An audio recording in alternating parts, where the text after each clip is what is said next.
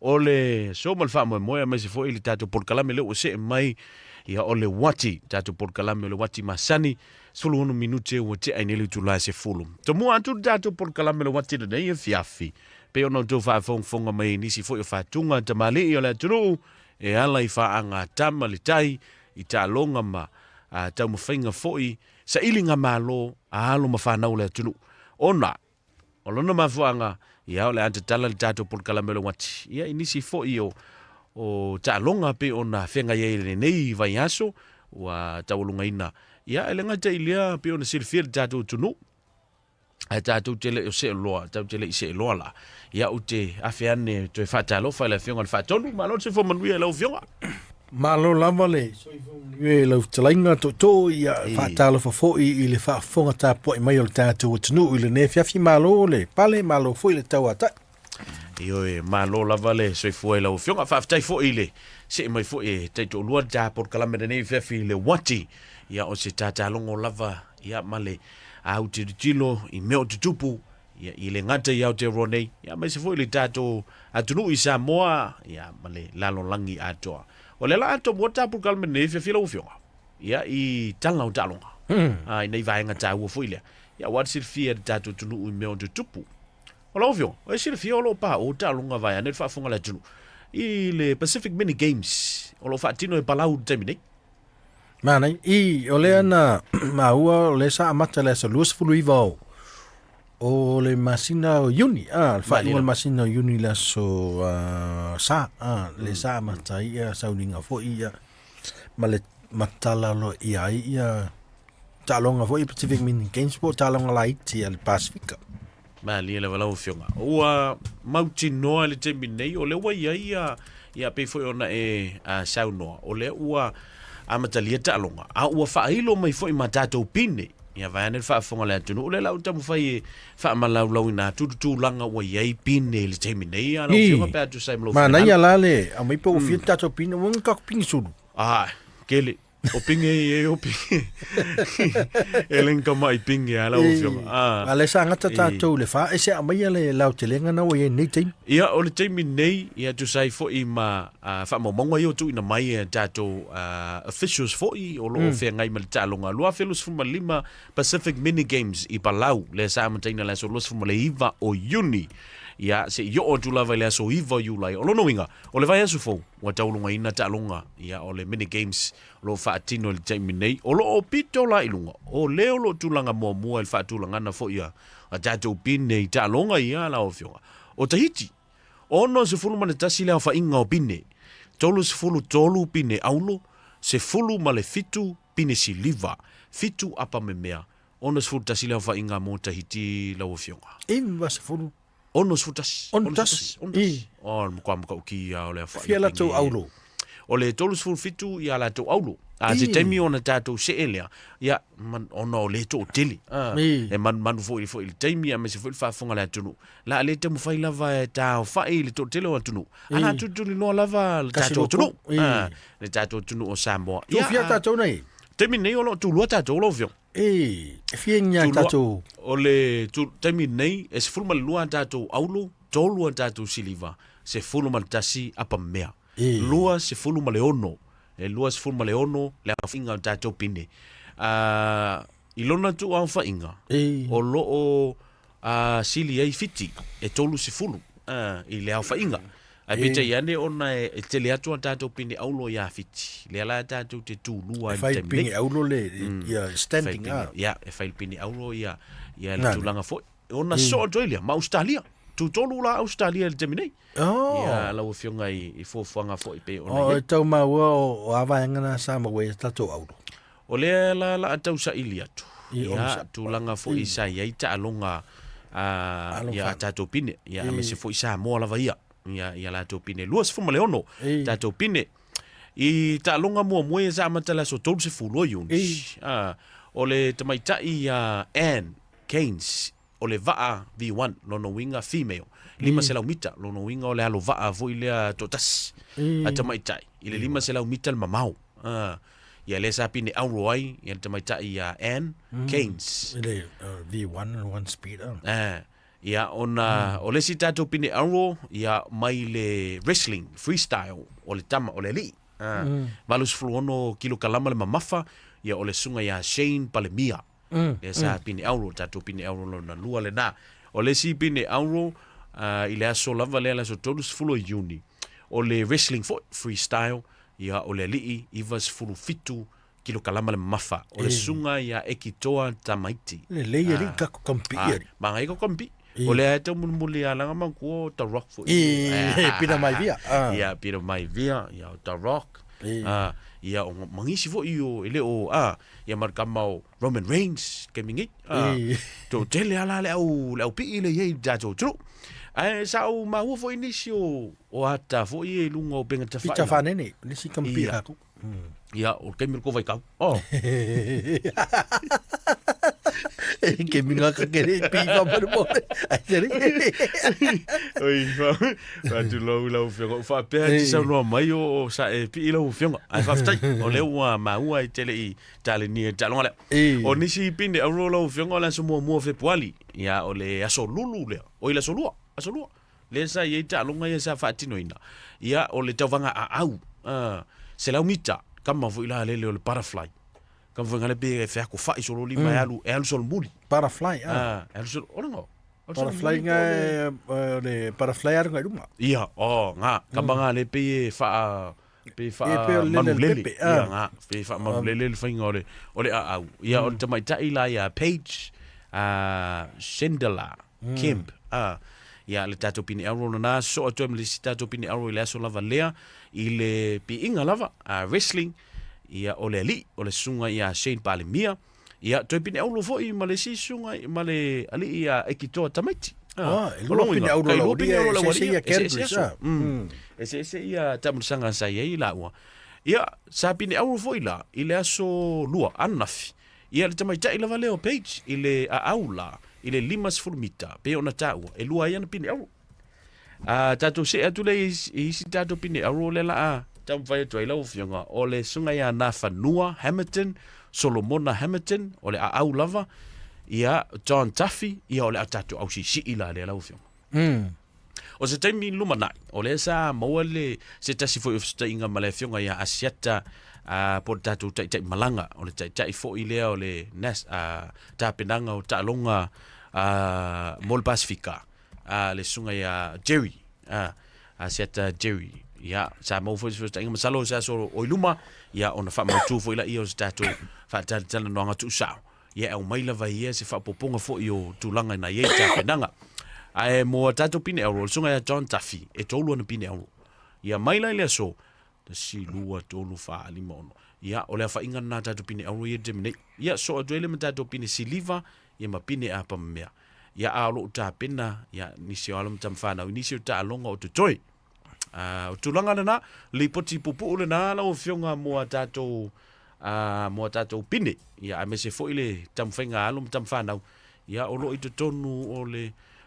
tamusanga le Pacific Mini Games palau o le ala e tu lua tato lo fionga le fa tu lana ile taimini ai o New Zealand ia nga le ko lua pingi au New Zealand o i pingi New Zealand le ele se pini au o le lua siliva ma le tasi pini apa mea ia o se vaenga na wa fo se fil tatu tunu ia mo oto tonga foi pe ona iai ia le tatu au malanga ia o lo oi palau le terminei ia wa fo ta longa lo fanga solo ia ta se vaenga mo le se fil tatu tunu ia le na wa fofola foi ia ma failo le au mua le au le o mai a filfilia ele sunga ia Roberts ia Robinson ia lana aula o filia mole All Blacks ta longa mua o le NATO sanga pe ona fai lo mai ele tato aula o filia ia wa fo ta longa mua ma falani o le terminela ia fa fo fele tunu ia o tau tola lawina ia nisi fo yo tam fana o le prop number tasio sunga ia Ethan prop number lua por tato huka fo ile sunga ia Cody Taylor o prop number tolu Fletcher o le sunga i le kapiteni number 5 Scott Barron o le numero 5 ia o le sunga ia Fabian Holland ia o le liilalia o lanta longa mua lavalale i le Jesse Uati Tulanga ono se ma sunga ya tupo vai. Tulanga fitu ua toi fo'i ma do ina ari Savea. Ia o ia fo'i leo o sui kapiteni po o kapiteni lango. Tulanga valu o le ta'alonga mua lea le sunga ya Christian Leo Willie. Ia o le ta'alonga mua lea. Tulanga iwa po le tato halfback o le sunga ya Cam Roygard. O le numero se fulu o le sunga ya Bowden Barrett. Le o toi fo'i mai jam toai o le o Blackie. O le sifuma tasi o le sunga ya Severis. Sumalua o le sunga ya Jody Barrett. Ia o le kapiteni lango fo'i. Sifuma tolu Billy Proctor. Sifuma le fa o le sunga ya Rico Ioane. Ma le sifuma le 5 i o le sunga ya Will Jordan. O le tato aulu na. Nea fo'i ua filfilia. Ia wan ta'alonga lea la atapena tui ai. Ia ma le au mahalosi e falani. O le ta'alonga lea la ufionga la afatino i Dunedin. Ia wan silfia le tato o tuno. Ia o vaianga pupu na wa ia ta'alonga leanga o lesa le mausia vano o totonga o ta'alonga fo le nefiafi. Ia au amatalia le tato Polokalame o le Uati i le nefiafi. O ia mahalola ufionga. I le falani ma New Zealand. La so fina ngalo. Fengi ta longa le ai le ma fainga o te au ia falangi lango te le no fui falangi. Kwa fise sile au. Ei, au ia te vai si au si atunu nei o lo anga le mai atia. O lo of so. Vai tanga ta no fo ni New Zealand. Ai au ia Australia. Sa o le. Ala me le alinga au foi Australia. Le sa o le sa no ngalo fio. Mo le mau ko kele. O ko kele yo au langa Australia. O kele lo pole me o le langu. Ia mai fi lang sama po. Ia wa au silu ngi lalas fanga o le ke lango. Kwa le lo. Pat o tai pe me vele lango lau tele. Ele I va ai ele I fa talo fai a le lo fala ia impe o masangula ai va kat. Ele lo pole pese fo ngale la fi ko kele. Washing Matilda. Awa ma e pule atanga tai la au alu winga tala o tele o walanga e fo initial mato ai ngai e lango fo I ja o Australia. No fai ya talo sanga Australia me sto penfiti. O le tu te tanga mai fa pitosa nya sa to penfiti fa pitoa. Fai me fo sa to supa. Esa el canal si lo mo kuanga. Ale ma si lo fe avi. De ai que ya malo fa tai. Ya o nai vaenga lava wa talunga foi o la tapena toi I le fai wina foi o le nei vai eso. Tele nei mta upu foi e fia no tel tato wati va ane fa funga la tunu la ufio. O vang mo le mai tau atu foi le toi fi le filia lo ia o le mai tai foi lo fa uru ia le vang o tupe o tato atu no e vea le ma tai fono sui tu langa foi le fionga ia pali pano ma tavita moala. Ya tamali o le atunu le sa tai fono I le komiti fo le o le board po fono fatonu nupi fa ya ma le ala o filia lo ia el palme e le capeneta ia tamai tai pule fo le al tanto ofiso tu pe Samoa ya le fionga ya sao le titi ya e sui tu langa ya sao le titi mai o pitem pa ai e sui tu langa le I le fionga ya pali pano ma tavita moala. Ma lo fa fitai. E ta ua tu langa ia wa le lava e tu mata ina lava le tato tunu. Ia fesui inga fo. Ia pe ona I fo I ia au nanga mtanga lunga te tas. O ngafilo alo ufio. Makua uva ai ku le ole a ko ka fenga luenga malo. Eisa. O va ngore ku fa pa sengele o va. Fa pa sengele. E lan melan no va e tu fa pe me stanga ta fo le. O le aso mua le nei o sa o io ta vale. O le nei no ata na po. O ke ia no ka wa ku fo I tu singa fo ia. E si tamali fo al mato si tama fo si mato ai. O o na mata tu fo I se tato malo. O vai ngungo. I ku singa fo I. O se te mua le nei e se le mangai o sangi fi fo ringo ka kul mori. Bane. Ustai ul mori. Wasa sa o ngofo ka. O le me fo I pisa pinga kau fo le pi kau sel so fa. Au ma ka sa o fo. ia a me se fo ile sang fi le fa tong ole me Mana. e o ai I vaenga fo I sa mafti eri to telo tato tunu ia ono le taulu soifonga ai tali tonu sa te le fianga sa I le sona fi ia mui fo ila ko yo la ku fala ku fa pasing ga go fio ongo pesfu O tātou le tau mate le te pe 4% le ia. Gale apas 4% ia bere tu koma ia tātou temini. Iyo o nai vaenga na pe ona e ta uai fo ia sui inga fo yo no fo inga le nupifa ia o le sa o tātou vava ia ma le fie fo I ta wainga ma mole mawina fo ia le tufa ina o le pasene le sa fa tino le mo ila to fo io te so fanga o le si vaenga la o fionga ia le ise atu ila o fionga mo si vaenga o le ua o ana neisa ma ise la pata inga ma mafa la vai le tau le sa o tato mole mawina nei New Zealand la o fionga I le Aso la vai ia ma mafa timunga I nei au kilani tama ki makoro la o fionga sa mole mawina ia lolo vai I nisi o ai nei au kilani ai mai se lava le pito I matu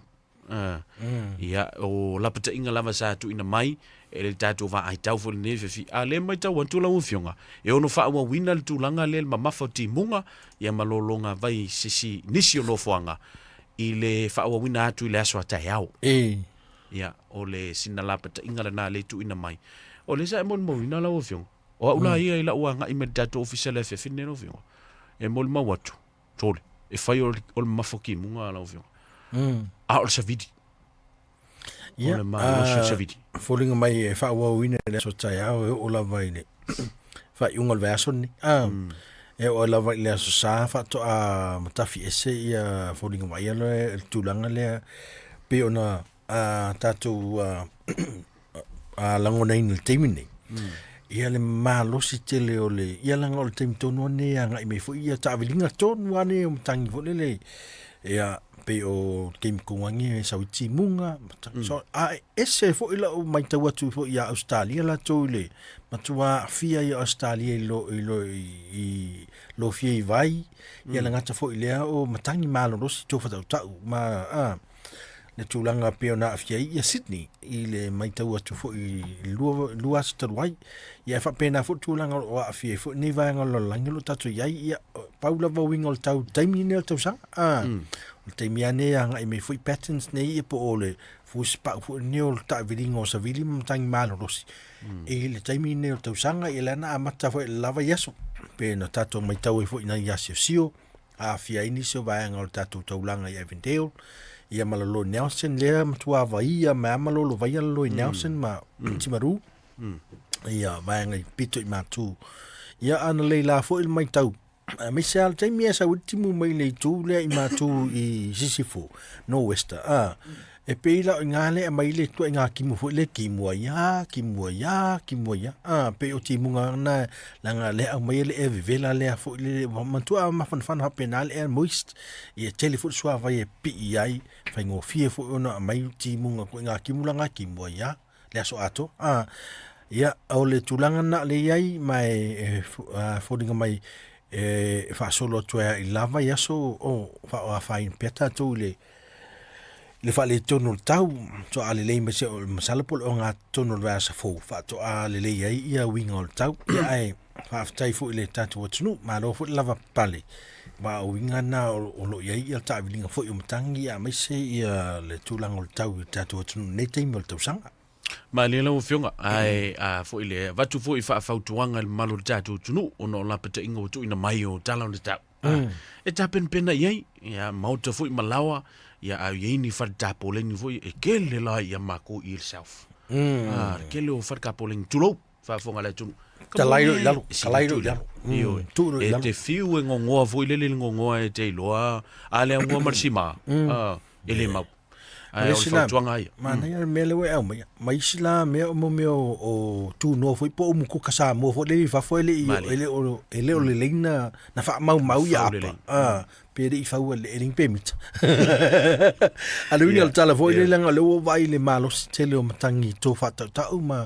ta vilinga fo sa vili o le e una faina o puipingo le sang le mu lau tele o tatu tunu vai ngole le asi apangi Sauli. E toi a whahina la se solto a inga na e toi salamole. Mali lo. Mai vaanga la na misi nei tau vela fo i langa lai ko ke o ke ilo le tatou nei South Auckland o le kele yo mkuka mangai kau vela la le. Mai tau wai fo le le al tau le lei mai mauti no.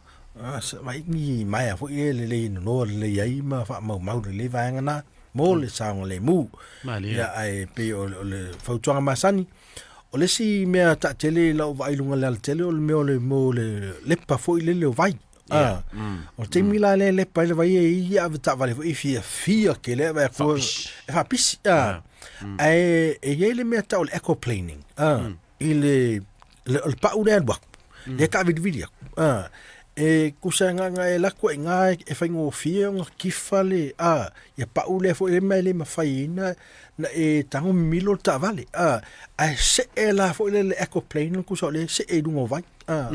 kusa se e ala ia onga le momentum le ka vale koi ilona mafmasan ia onga le alu sa o le ta vale fo le ilona i tu awala e no se e la ta vale si tu awala a le la vea ila nistul tafala e koe kifa le ska o le sa me na fa to inal ta to tnu ina ia silsilan le taimi mi sa pe ba to le lo fia o mal vai dungole o wala dungole wala no lo ve to longa na lo ve o le memonia hia no tawa fa ina fo to longa na kifa ka vale ia mama ko o me man to le mama fatimunga a uta wa e lo tel to longa le e a nga ile alu le mo lo sa I me o wala fo I pi o nga le ingi mori ia nga waka ke ia le pa uile feko ai ale pa uile ile lo nga ia mole me vai la le pa mangola ke le oilo la fa pe o le flat o le wala we e te ia nga pa kam fai o le pisi lungo le vai o lau ta vale la le ko si vale ka vale ka pa ki me la ka vale le moni du langa na la ufionga e fo ile le vatu fa la pata inga fo ile tu e mata tu langa I lunga o wana tel ia le na o le si vai nga ala fa mo lo fionga ai le se etu mo se nisi o tamata o le sana au mai se fa maru lunga tele lava o e si fia le company fo ile supermarket ya le Woolworth ia o le sa au mai tua I nisi fo etu singa me se fo isa la tu fa maru lunga ile mamalo le tunu e fai tau lima se lau wafe sa members fo I o le Woolworth Latu fo I le card o le Woolworth po la fai matangata fo I fa tau po le ke sign up e fa ngalo card e lima se la wafe tangata na alu I le email na se se fulu lima ta la voucher e te fa tau e fuli e lo fa tau ile Woolworth se fulu lima ta la voucher e fai ona alu spend ngalu la le email nei le lima se la wafe members o le company le nei o le Woolworth o le la sa o mai tua se fa marulunga fo I ale a suiso upu ia a ila tau fo el company le Woolworth e fa ilo mai la tunu e fa marulu atu o le email le nei sa te tauna ngai I sui fo na o sui fo lava o ila tau ia sa fa manu ia ina I le Carlia Everyday Rewards Program ai to fiela o fainga sui fo ia o le o ta ua mai le tustu singa fo I peto fia ai masalo ia le a ko se fo lua fo sui fo awa a fai lima se la wafe so lima tala fitu milion al tupela wa mao le ofa fua fitu milion fitu mlafa milion ta tala no fo ile ofio fe ka karenga se ninga imbiri ele mo le stamata ia kai peila se vo lenga se ile man to vo ile tanga fingal bengale fa tupele na tu tanga fo ile faile faila na no nga tupe tu samal se la wafe ai mau le si o wa luala ia se fulu miliona I lo inale ai sola lo kai pe se la le ia caro fai io mo me o se o le wa si fo o sa si fo o le la wa mai fa malu lunga na ia ale company supermarket tele le al Woolworth ia e tu sai fo I mase sasi fo I sai ele o fainga wenga ia e tu sai mal a fai ora na ua maula fa nga le fo limtala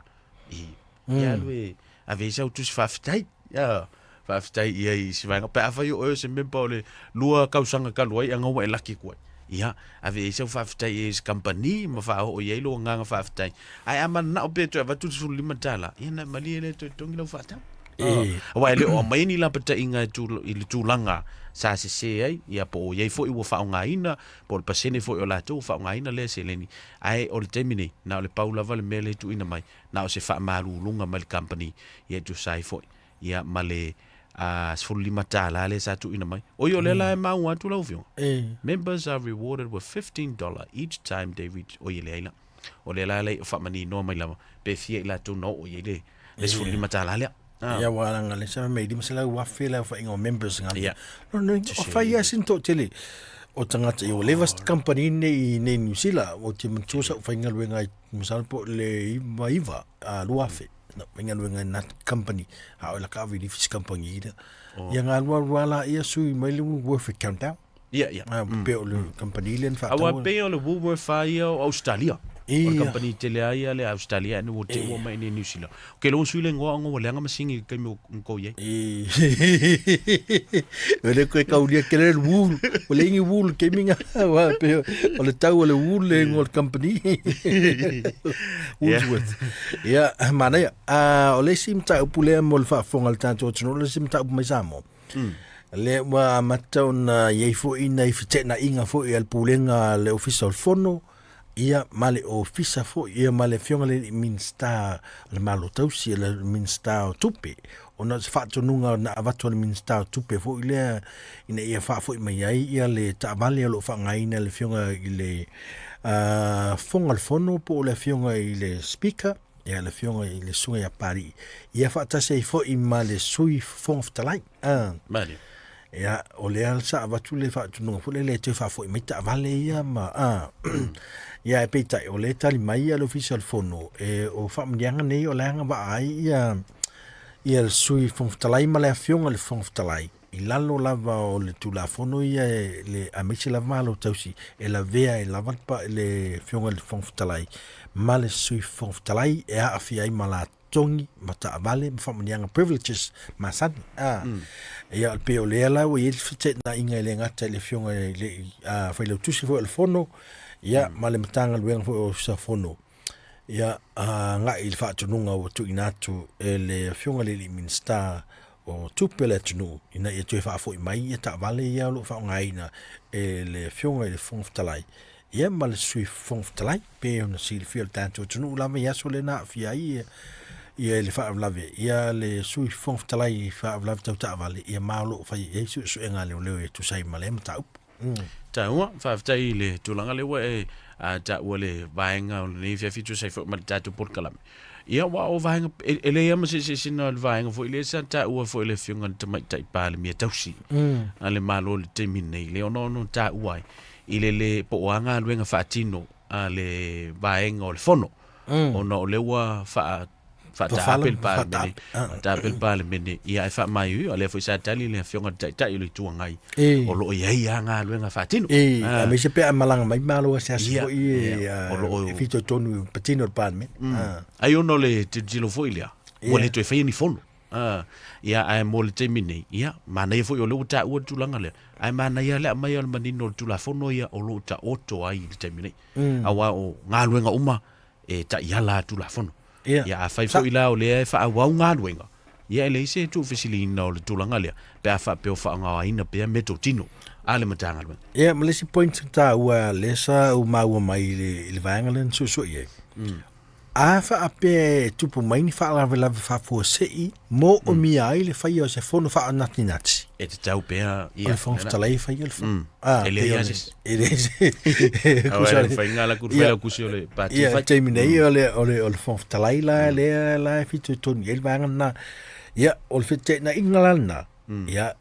sei family no mai lang ol fa tuanga le na mai le minsta ol fa tuanga me lo sili mali ia sei masalo te mo si fa bo pongo vanga ke ka va ku se fa ua onda tua ia volo ka ai ole mai te watu se tasi fo mali ol tanto watu no la lampa pa o ni New Zealand le sa malanga i Samoa mai tu sai tu single newspaper observer ia o ta uai o lo ta fia i lalo le va inga leo ia ono oni molianga hui fa sanga ia ti Ia. Se taso tamali fo lele o faia sana fasalonga i lunga o tato Facebook. Ile tele ia fasalonga foi. A le afionga ia fiu sikuka lomitusi. Ia o lea o tawhia e leo. Ia tele o mai lo tele le vaenga langa leo whamtala uli mai po le atonu vaenga lo vasanga iai ia mo lianga foi a leo tu sai foi mali malangatu i Samoa e tafao o le foi te mali o le tunu i langa la papa au i le tato tunu i New Zealand i le lawa mai lungo o newspaper ia mai la vea i tato tala foi e o se mea tuli la il fa ingol vaiaso ia pol vaiaso foi pe a menino mai au fala tu sai foi mo lianga fa sanga i le foi te mali o le tunu Tau fa tailo fiunga o le wa ta o le tulanga lea o le fa manino mai foi tu singa le Samoa observer o le so lulu le sa mo li ai foi pesa ia ananafi ia i tato ali malo mai le moteli sala fai sa o lato ave foi le fiunga ia sikuka ia pola fiunga ia fiu ia tonu le ofisa ia ono ni molianga for all your spreading false information o molianga na le tau ma ia ma tau fa ia mai fo i yanga tu singa ia e tu sai ma anga lava o fa sala longa i lungo peng te failang ia pe le tu ia le mantua o le na tu ia fo le tu sai molianga ia le fa pe o fa maonia ai o le falling mai o fa sala lawina o tala le ni fa maoninga pe tala le moni le winga le molianga ai fa sanga i le fionga ia tala ngia fiu ia ai fa to tau no fofanga uma pe atu lu mol famsno ia au terminate ia o vaenga foi ia va tu foi fa tuanga e foi le mo tato uma e au fie foi ta uanga luenga lo va terminate le tau le foi ia ali ko popole pe malanga foi sa mo malanga le la foi fa fo me sa mo la tau tala pe pe ni me te o tanga tu wa il malo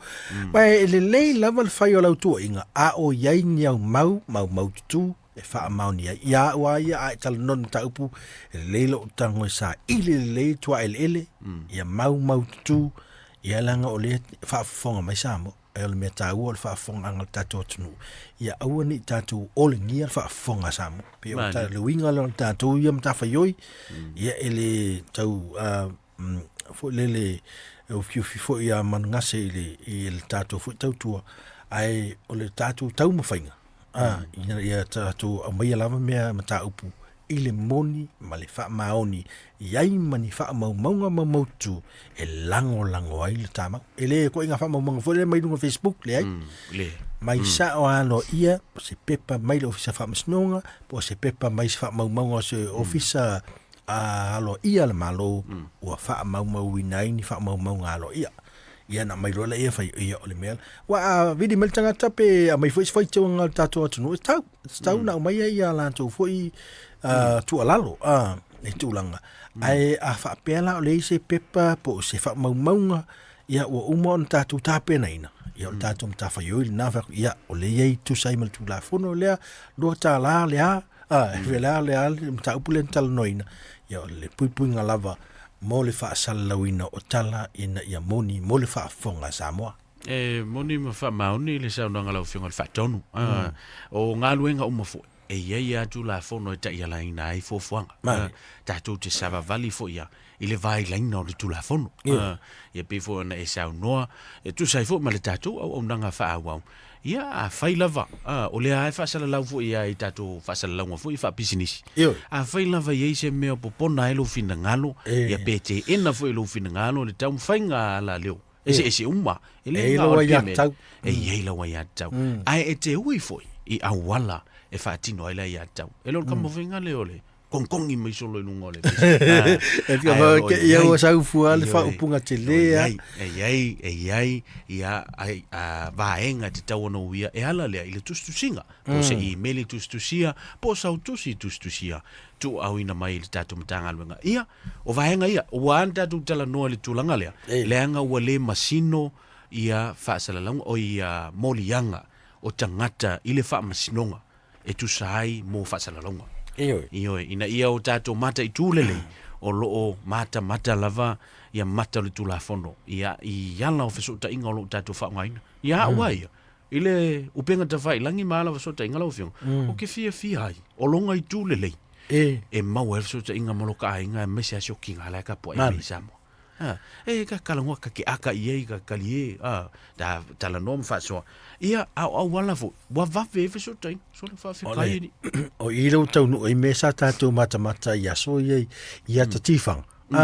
e lo titi lo to tala no ma tanga tal de lo eta ki kilo sa war ka ka ata mai tala no mai wa tato mata ia ta voi pe mai ko night ka se misi o male aka fa ia singa pe lu ma 2 moons ago fa mon melo tu mai te mi foi ma ko night ni la so mai to ya ina langa wa ka isa ka penga e ko inga sa fa ngai la ka mo le alum le popo le ku avmasia inga la ke maka la TV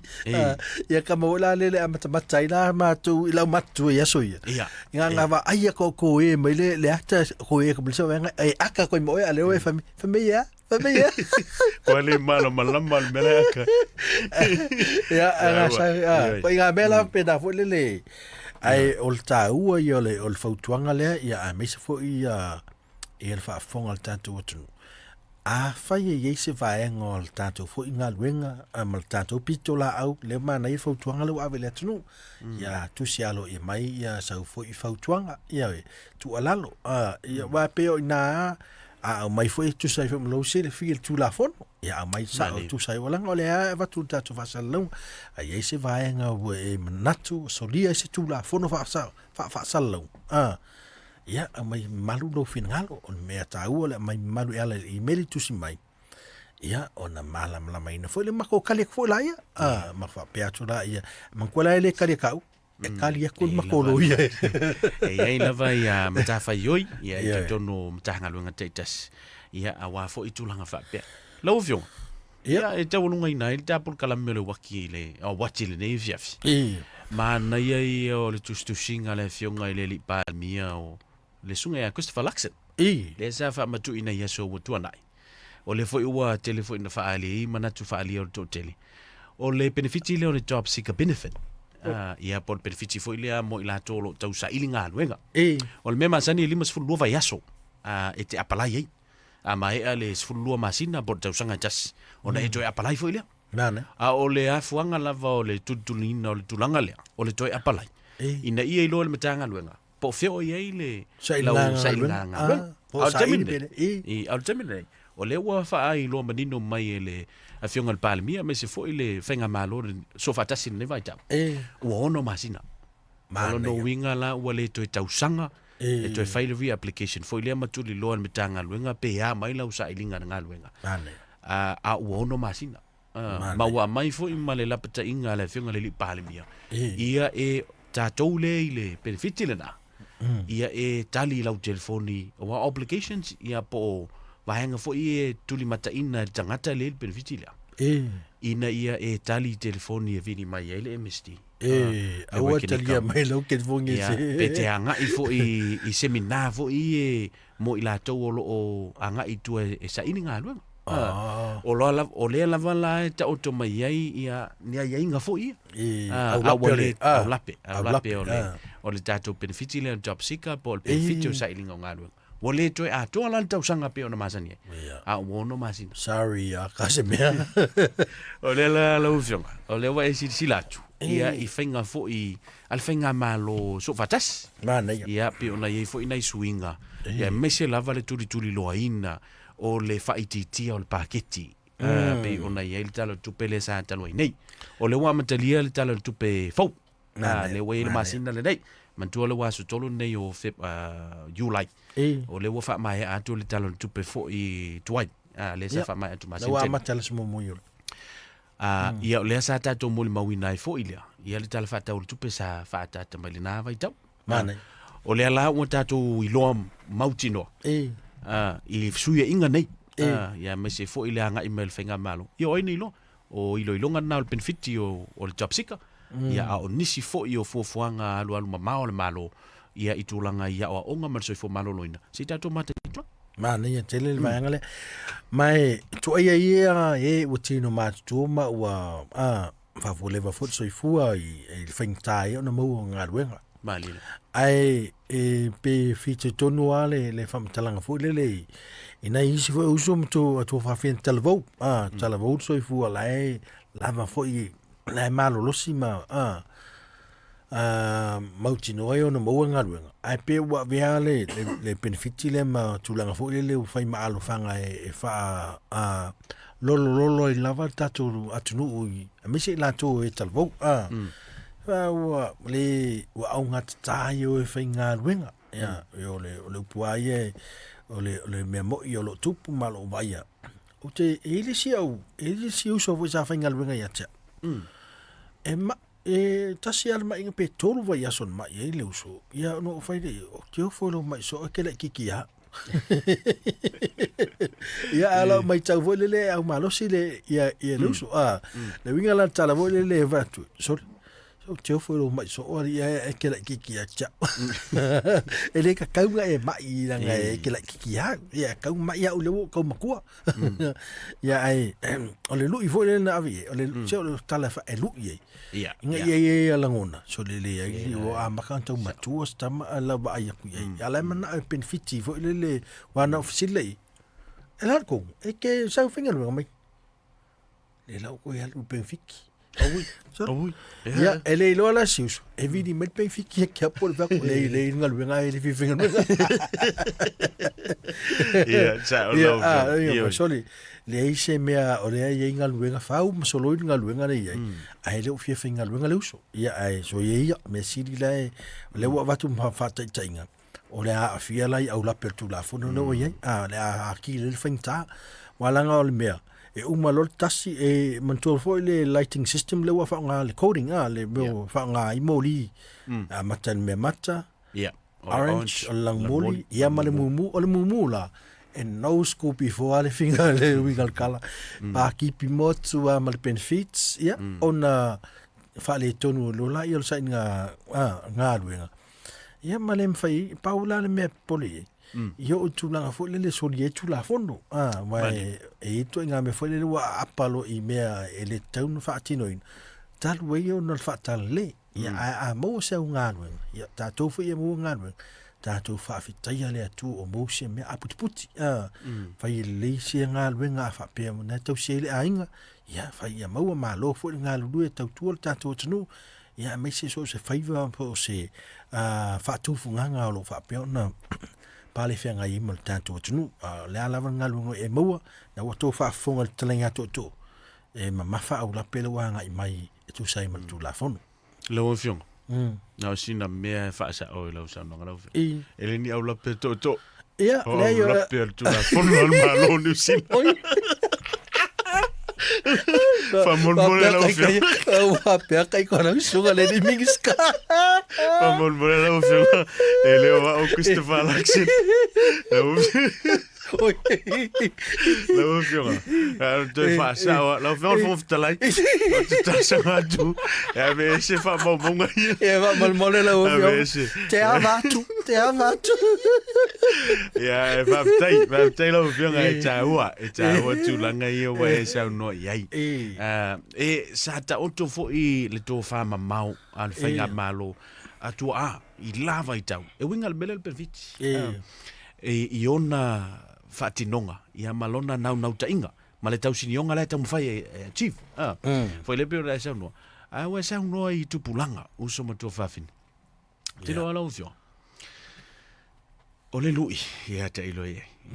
o te lo fo e te le alu I tau fu I lui el mafofau mana te mio ka malulu inga I ngalwenga I house ole lui na lui e lo te ia ola tupu ai ia ni fa pifinga koko foi ke le nga pio la ki me se ela na ke le oi ke le nga ngase ai ki me se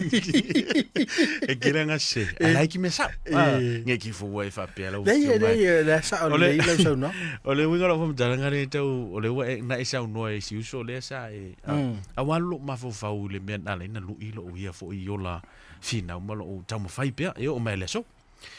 o lo tina o lo alam le nga sa Yesu Fafangu. Ka se mo umi ngam kau kia. Se tinai, lima vaveao, nol vaveao, e alam whenga ruenga ia ka iko. Sino makua le ngei wahala po ai. Fafang, koe ngā whangwhingare. Fafangwa ia mauti noai ala. O le lona lua. O se tama. Foilea. Kolu vaveao, whaal vaveao, usu ngā ruenga. No vasili ale na yo matua. E se ana o tō o mai nei atu nuu o le tau sa ili manuia mō matua whada. O tō tangata sa o la o ina le lei maa o ngā luenga le lei Samoa. Au tō mai, se o ka maanga. Kolu vaveao whaal, e les tala ula le tala le o te vadu. O ina, le o matua mai o te mafufa mo te tilo tu iei. Lu tawai. O ka kiri fia o la le tūlanga le nā, ia o te Leofo ila. O whinaunga nā le tau te iei lava temne. Ia whinau. Mana Tau alunga atu aile, tau watine. Ne fia whilau whinga pe. Mana ia te le langa le ue lo te ele vaenga lea. O tasina mta upusa ino mato malanga lo. O yohana leila. Ato ia la amata tu yohana leila. Ma whinga roe kum se tasi uso fo i le ma vai kon kalake le fai. Ma ola i ma le uso. Ia wala ula ule lapis. Tu do vod fa funga le atu. Wala o fea kuno valiwa kuno va. Wa, me nga fea ko anga le ao.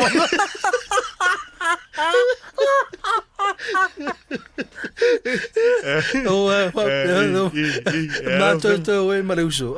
Leuso foi leve alanga o ma lena ma so di sia o se tasia o foi business o lena mo mel so nga ma ola ma te so ni o no na tele ina ia fa umana nga na ma ola le ka mo le ka ko ringa o ka o leve le to tanga nga nga mafa ma la fa pe ale ma fo la tala vo wa me se pa me ka ma lo ringe Tony you're getting old. Aku kuma macho e voi. Ba ya wala ya ngale ko ngale au. Ke pas. Al Maria la le me voi le toi tali tul ma vo le no malangal ta tu ala le lo. Wa lo tama o se tasi o tangata no tasi o fai kon kalate foi le sa uno ia vetanga te lo a me sia au malanga mai Samoa foi ia terminal ia o mai scheme le al malol RC na ma fo ila ia le tele le mamao le ono le fitu tu la o malanga tu nei anga i loi fa to anga isa walula o sa tel na fa nga a vita vale ma mori tangata imsos ma fiso so nei fo inga luenga fa vai termina taimi e wa o so ngai o mai ala ni Polokalame al malo mulia ia fa au mai Polokalame misala po lua fa le tolu tau sanga pe misala po la kamangia ele mautele ai ma ho faula ile mamao le sa ta va oi ai ma tu foi o nani se o sa lu e foi ma to ma fo pesol la o mai mamao a misala timi fo o fai mo mioang pikinga ngiangi ma e fe o lolo le apu em fainga e alo le mele le ngiangi sorry ve lo la le solo ila lo ai le se alo fanga ia makwa el manongi fo i male ile aso to o volana to mai fa ta usa vili nai yo kai poki ko ole pefu ia e fa malo o le we sa no tulanga fa malo to nei tamama o fa tino ina pe le nga no le sa ina malo ana vai mai o se lu itau ele si tau sanga vo ele tau sanga fo ole wa ta fa mai tau sanga fo o ma tola Malaysia na ya o fo sa ile investe na te mo te o mai nga o so fo le wa sa ma ko flat fa ma ke ola so sonili ko ki pingal plokalo ko imol makko fa hawa makipin mi va a pe a kengeri inveske le ki pia gi ka ai lo kengeri inveske ole ki pia gi arka se ekipi foi se arka ya pol tau sanga fo ya ai pe ole ulanga ole lu tau na lu inai ya le wa tau o mai sia tau mfainga mo ya le ko pal rai ai nga luenga masan pal i fo il fale le fa tipo io fai pulle ala o fer faftai lo finga mo ya manuia uta penanga manuia uta mai mana ya la le tulanga le ata totala no ala ile la tele o tau pueses langa bo i lo lang o le meta o le na ya mo le fa fong fo tanto tnu na bat fa tuanga fa tai fo fa fonga mai o se Uati sili nei na umi tatu talafasolo pitu. Pavitai la fiunga ya mole tai wati le fiafi ya manu ya fo ya malolonga le fiafi au